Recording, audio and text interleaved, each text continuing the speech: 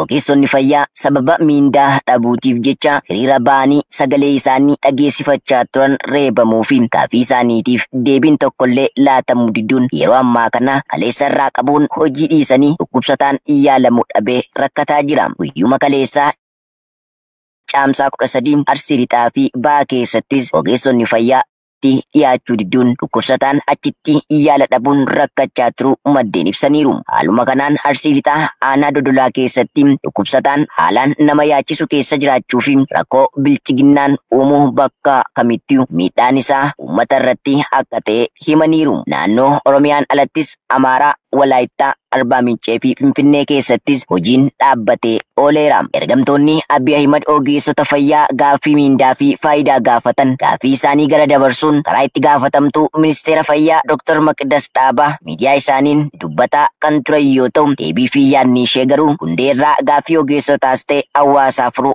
akka hin dandeenye dubbatamaa jira. Gareen gaaffii isaa irratti ka'uun ukkaamsuu itti bare kun ogeeyyii fayyaa lagannaa kanatti hirmaatan doorsisaa fi hidhaa jiraachuun ni beekama. Hakiimonni Itoophiyaa mootummaan daballii miindaa fi faayidaalee adda addaa akka isaaniif taasisuuf gaaffii dhiyeessaniin wal qabate har'a irraa eegalee lagannaa hojii gaggeessaa jiru. Magaalaa Finfinnee dabalatee magaalota gurguddoo naannolee keessatti sadarkaansaa garaagara ta'us duulli lagannaa hojii har'a eegaleera. Magaalaa Finfinneetti kan argamu hospitaala Xuqur Ambassaarraa ogeessi fayyaa dubbisne wal'aansa fayyaa murteessoo ta'aniin alatti kan cufamuun lagannaan hojii eegalamu BBC'tti himeera. ከትናንት ወዲያ ጀምሮ የመጀመሪያውን ሰላማዊ ሰልፍ ድምጾቻችን መንግስት እንዲሰማው የሚመለከታቸው አካላት እንዲያዩት Dheengaddaa jalqabee mootummaan sagalee keenya akka dhaga'uuf gaawonii adii keenya uffannee sa'aatii walakkaa fi sa'aatii tokko fa'iif sagalee dhageessifneerra. Har'aa jalqabee waardii dhukkubsattootaa walakkaan cufnee gaaffileen keenya akka deebi'an gochaa jirra. Kutaalee dhukkubsattootaa gariin cufna yoo jennu kanneen yaalii ariifachiisaa dhukkubsattoota kunuunsa olaanaa isaan barbaachisuu fi wal'aansa deessuu fi daa'immanii hin dabalatu. Kana hin cufnu. Inni hafe dhukkubsattoota marmaarsaa fi yaaliiwwan sasalphaa warreen jedhaman cufnee hojii keenya kan dalagaa jirra. Hospitaala Meedikaala Mileeniyeemii Phaawulositti hakiimonni ispeeshaalistummaa barataa jiran kan duraan wal'aansa kennan guutummaatti mooraa keessa akka hin jirree fi hakiimonni buleeyyiin muraasi dhiibbaa bulchiinsa hospitaalichaan akka hojjetaa jiran BBC'n ogeeyyii fayyaa hospitaalichaarraa odeeffateera.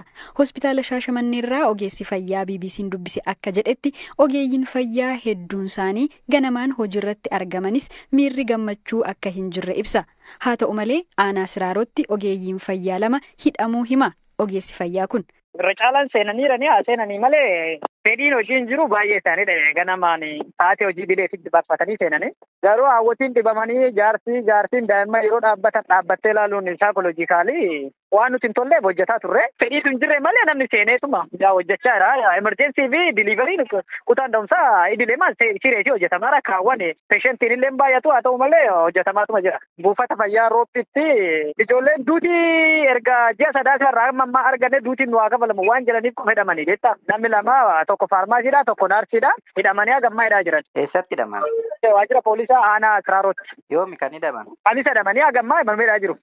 Mootummaan gaaffii hakiimonni gaafatan kanaaf deebii hanga kennutti har'arraa eegaluun guyyoota 5f lagannaan hojii akka gaggeeffamu waldaan ogeeyyii fayyaa Itoophiyaa beeksisee ture. Akkaataa waamicha lagannaa hojii ogeeyyiin fayyaa taasisan kanaan wal'aansawwan fayyaa hatattamaa dahumsaa fi xiyyeeffannoo addaa barbaadaniin alatti hojiin wal'aansa deddeebiin yaalamu yeroo jedhamee kanaaf akka hin jirredha. Hospitaala Yuunivarsiitii Hawaasaa irraa ogeessi fayyaa BBC'n dubbise akka jedhetti wal'aansawwan xiyyeeffannoo addaa barbaadaniin alatti kan akkaatuma karoorfameen har'a cufaa akka oole ibsa. ዛሬ ያው ፕሪ ስትራይክ ጨርሰን ፓርሻል ስትራይክ ፌዝ ላይ ገብተናል። ሀብሎ ዛሬ ነው የምጀምረው። ዛሬ har'a lagannaa hojii isa jalqabaa xumurreen hojii walakkaan lagachuu jalqabneerra. Yaalii dhukkubsattoota marmaaranii baqaqsanii yaaluu beellamaan taasifamu kan ariifachiisaa hin taane guutummaan guutuutti cufaadha. Ta'us amma mootummaan deebii kennutti yaaliin ariifachiisaa fi wal'aansi kunuunsa olaanaa kan daa'immaniis ta'ee kan ga'eessotaa amma gaafa caamsaa 9tti itti fufa. Kanaaf isa eereen alatti ogeessi fayyaa hojjetu hojii galaan jiru jechuudha. Jibuutii lammiilee Itoophiyaa seeraan ala biyya biyya keessa jiru jedhee mana isaaniirraa guuruu akka jalqabe BBC'n odeeffateera. Baatii tokko dura mootummaan Jibuutii yeroo lammiileen biyya alaa hayyama malee keessa jiraatan gara dhufanitti akka deebi'an kenne akka dheeressuuf gaaffii embaasiin Itoophiyaa dhiyeesse kufaa godhee ture. Jibuutii lammiilee biyya alaa hayyama jireenyaa malee seeraan ala daangaa ishee keessa jiraatan eebila 3 hanga caamsaa 2 biyya ishee gadhiisanii hin bahan yoo ta'e poolisiidhaan qabdee akka deebistuu beeksiftee turte. Jibuutii keessa namni waggaa 20 oliif jiraatanii fi maqaan isaanii akka hin eeramne gaafatan haalli lammiileen Itoophiyaa keessa jiran hamtuu ta'uu himaniiru. Dhimma kanarratti mootummaan Itoophiyaa ammatti waan jedheen jiru. Warri sila nagaan bahe warri kun ammoo humnaan butamu jiranii warri humnaan butaman kana keessa gaa warra maatii qaban warra baqattoota warra sila waraqaan isaanii qaban warra duraa buutee tokkollee isaanii namni jirmatuuf hin jiru akka malee uummanni keenya reebamaa jira tumamaa jira arrabsamaa jira jechaamaa hojjaamaa ni jira mana seenanii guuruu jiran uummata keenya rakkoo bal'aa keessa jiran keessaafuu sabni Oromoo fi sabni Amaaraa rakkoo bal'aa keessa jira jechuudha biyya kanatti. Hagam ta'u warri amma waraqaa hin qabanii seeraan aladha as kan jiran jedhaman lakkoofsa isaanii beekta? Lakkoofsi isaanii nama 100 meeqa jedhaniiti namni bahe nama 78 jechuu jiranii warri akkas guddaadha Itoophiyaan warrummaan baqattootaa guutuun biyya kana baqatan beekaa biyyi kun waan itti dhiyaatuuf jecha. Ammati iddoo isaan jiran dhaqxee argiteetta maal keessa jiru eessa isaan kaa'anii jiru eessa isaan dhaqatu immoo gaafa mana isaaniiti isaan fuudhan. Bakka laggaa arganii walitti qabanii gaa'ee kaanis gammada wallee deemaa darbaa jiranii waan isaan keessa jiranii beekuu danda'u jiru gaa mootummaan Itoophiyaa warri ambaasii salgee ilaalu jira namni dirmatuuf hin jiru gaa uummanni Oromoo waan keessa jiru silaa wal nama gaafachiisaa miti kaartoonuma ta'eetu yeemu jira kaartoona uummanni Oromoo Amaaraa warraan warra Somaalii namni tokko hin jiru gaa'ee uummanni keenya waan keessa jiru hin qabu gaa'ee waan saba keenya irratti xiyyeeffataniif garbee haa beeku biyya nama akka ta'etti. Kanaan dura warri waraqaa hin qabne Jibuutiidhaa akka bahan jedhee guyyaa daangaa kennanii turan yeroosicha warri kun maaliif otoo hin bahiin hafan? Wanni isaan hafaniif warra qabeenya harkaan qabne kan ilmaan qabu kan waan bahuun sanuu hin qabnetu jira ijoollee isaanii asitti barsiifatu waraqaa hin qabne baqattummaan as jiru amma waraqummaan sunillee hin kabajamuu jechuu katalamanii arrabsii jecha adda addaa gama ummataatiin irra gahaa jira jechuudha akka duraanii uummanni calleen jiru mootummaa qofa miti immoo uummanni waan biraatu deemu jira sabni saba biraatu hojii yoo miidhamtu maan qabdu beektaa Itoophiyaa ta'uudhaan sabni kan kee qofti yoo miidhame kan si ajaa'ibu Oromoo qofa namni miidhamee biyya kana keessatti arraba jecha adda addaatiin arrabsamaa jiru yookaan islamni biyya biraatti hojii akka wal fakkaannu lammiin biyya biraa bahuutti hin jiru lammoo sabuma Oromoo qofa irratti wanni kun kan deemu jiru jechuudha. Dhaabota gargaarsaa yookiin karaa mootummaan waan akkasii goona waan jedhamee waan dhageessettu jira achitti warra amma rakkoo keessa jiraniif.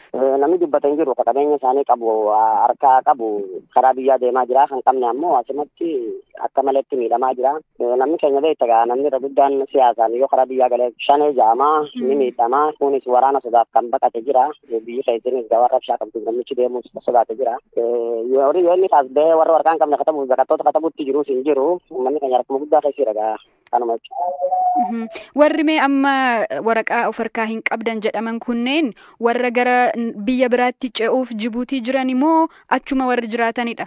Warra achi qubatanii yeroo dheertuu ilmaan ati guddifachuu jiran maal isa warra taaribaa biyya biraatti deemu jiru warri bar biyya qubatee jiru addaa warri beekna warra maqaa adda addaa Oromoo maxxansuun abaluma warra nama uummata Oromoo miidhuuti malee warri baqattootaatiin warra duraan baqatanii biyya kana keessa bara dheeraa jiran warri shinkachaa jiru.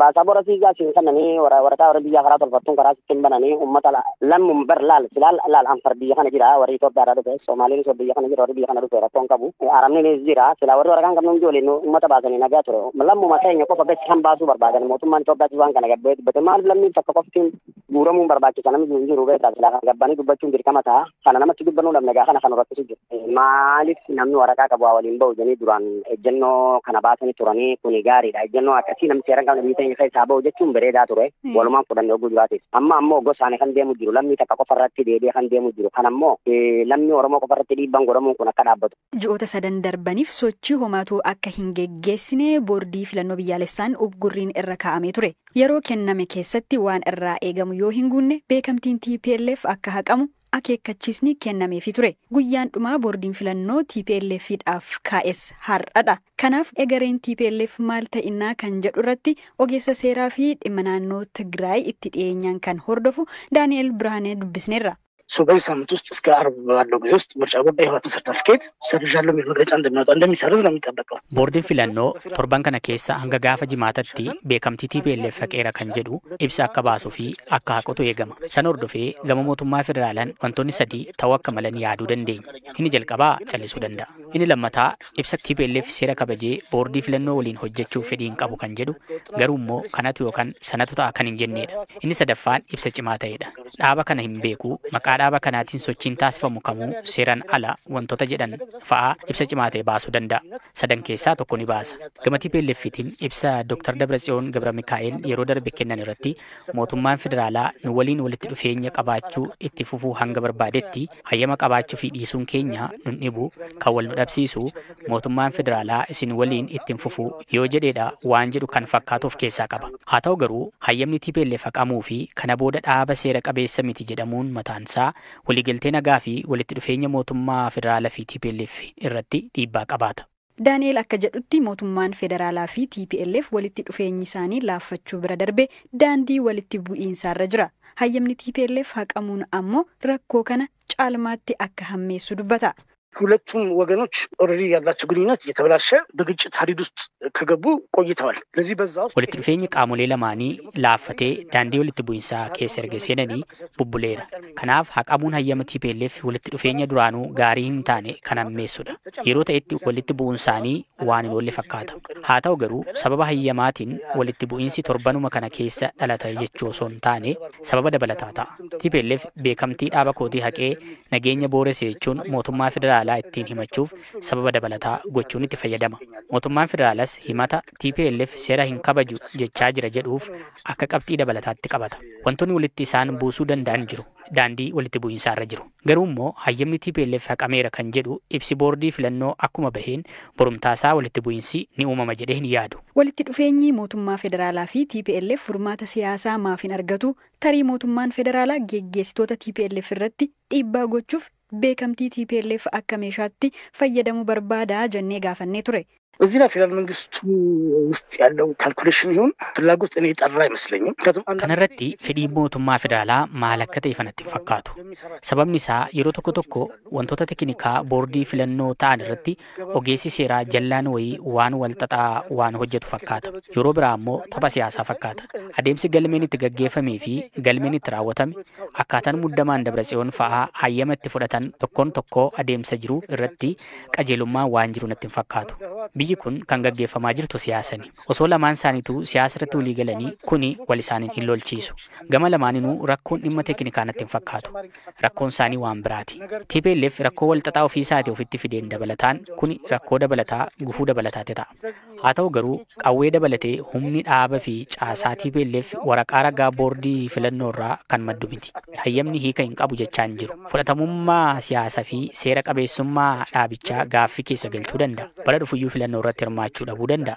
Haa ta'u garuu adeemsa keessa kuni sababa walitti bu'iinsaa ta'uu danda'a. Gama biroon ammoo TPLF dhaaba keessoon isaa cimaa yoo ta'e akkuma biyyoota akka Turkii fa'aa keessatti ta'ee beeku paartiin tokko gaafa haqamu deebi'ee akka paartii haaraatti maqaa haaraan galmaa'ee itti fufuu danda'a. Kanaaf ija sanaan ilaalamuu qaba malee hayyamni TPLF haqamuu fi haqamuu dhiisuun TPLF akka